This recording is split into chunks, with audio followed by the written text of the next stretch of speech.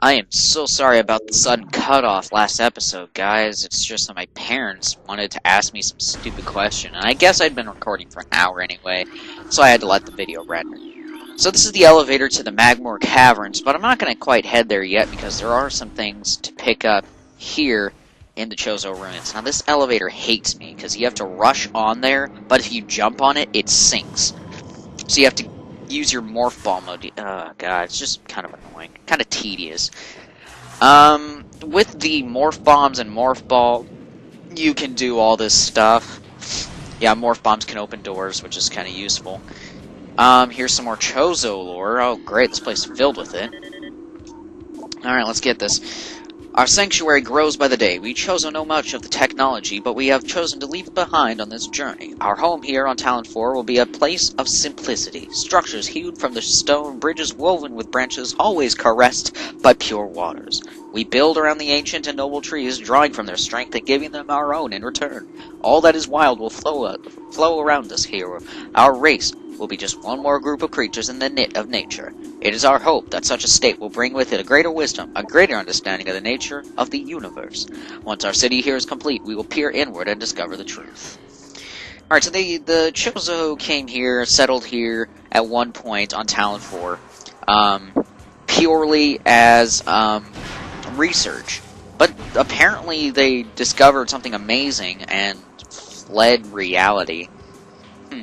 Anyway, that was easy. This is made of radion metal. That was a bomb slot. You activate it. Alright, well this one requires bomb. Do some of this. Alright. But this one, we cannot reach it up there. You have to do a double bomb jump, which basically, listen to what a bomb sounds like when you fire it off. You hear how you have that crackle and it pauses for a split second before it explodes? Listen again. Now what you need to do is you need to place a second bomb right when the bomb goes silent. So right like that. You also need to place a bomb at the apex of your jump, meaning here. Now when you combine those, it should look like this. It's at an awkward angle here, but I did double bomb jump, so it's crackle, bomb, boom, boom. And there you go. And there we go. We have access to, yeah, a missile tank, a missile expansion. Yes, you may say, oh, it's only a missile expansion. I say, yay, a missile expansion, because everyone counts, especially when it comes to the freaking, something later. Alright, now out here, as you can see on our map, leads to the energy tank we couldn't reach earlier. Awesome. We also have something to get over here. I'm getting this before the stuff, on the way to the Magmore Caverns, because I figure once we go that way... Oh, by the way, every suit upgrade, the various suits and the other two suits, will boost your defense. Just like the various suit does in the original Metroid for the NES. But anyway, with the bombs, you're going to want to come down here, and through here is another missile expansion. I have no idea what we're up to, probably 35, 40 maybe. Oh my god. He's a creeper, and he doth be creeping. That's probably going to hurt. Notice how we're taking a lot less damage from these guys. I took a total of 4 damage during that entire trek through the corridor. Now there's a missile expansion up there, we can't get it. There's a couple missile expansions here, there are 3. But anyway, we do have 2, I believe, 2 missile expansions only to get down here. I think that's it. Oh, whatever. And one of them is in here. Let me get rid of these War Wasp hives. I'll go ahead and get rid of these guys while I'm at it. Alright. And then what you're going to want to do... I didn't blow it up. Are you freaking kidding me?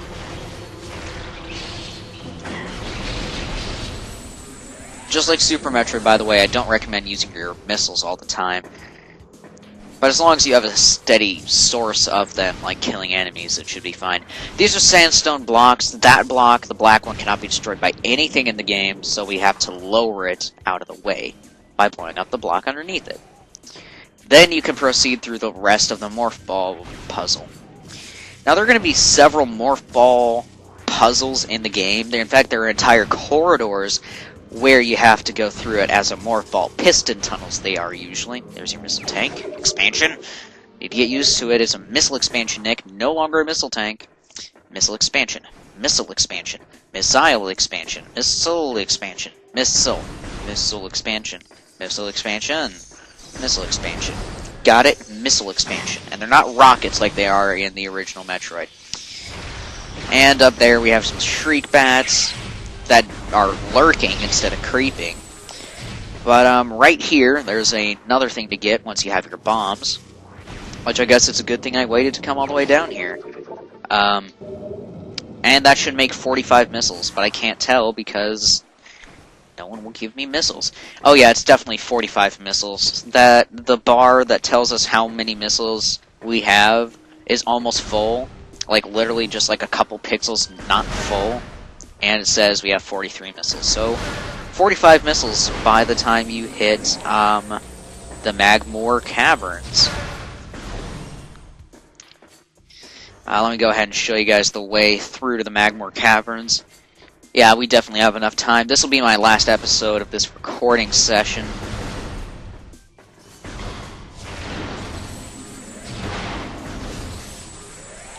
Full energy, full missiles. Alright, cool. So anyway, here's one of those Morph Ball tunnels I was talking about. This is Transport Access North. Yeah, all the rooms have names now, which is really, really easy. Makes locating stuff a lot easier. But anyway, these blocks here can be blown up because they're made of sandstone. It's basically if you want to go down, which I don't. But anyway, finally, with all of this taken care of, by the way, you cannot get back there, and back here you can't do anything at. And we can't use those magnetic rails yet, so we can't do that stuff in the furnace yet. So let's just go down to the Magmoor Caverns. Now, the Magmoor Caverns, as I will probably go on and continue talking about during the next recording session, when we actually go through the caverns, because there's a save point at the beginning of every area. There was one. I guess there wasn't really one in the Chozo Ruins, but there's one in every other area, I swear. But the Magmoor Caverns is basically... let me go ahead and show you as soon as these Shriek Bats are done shrieking. Press A to go to the world map, by the way. Look at the Magmoor Caverns right now. It looks like a giant freaking strip. That's pretty much what it is. It's a completely linear, completely straight area.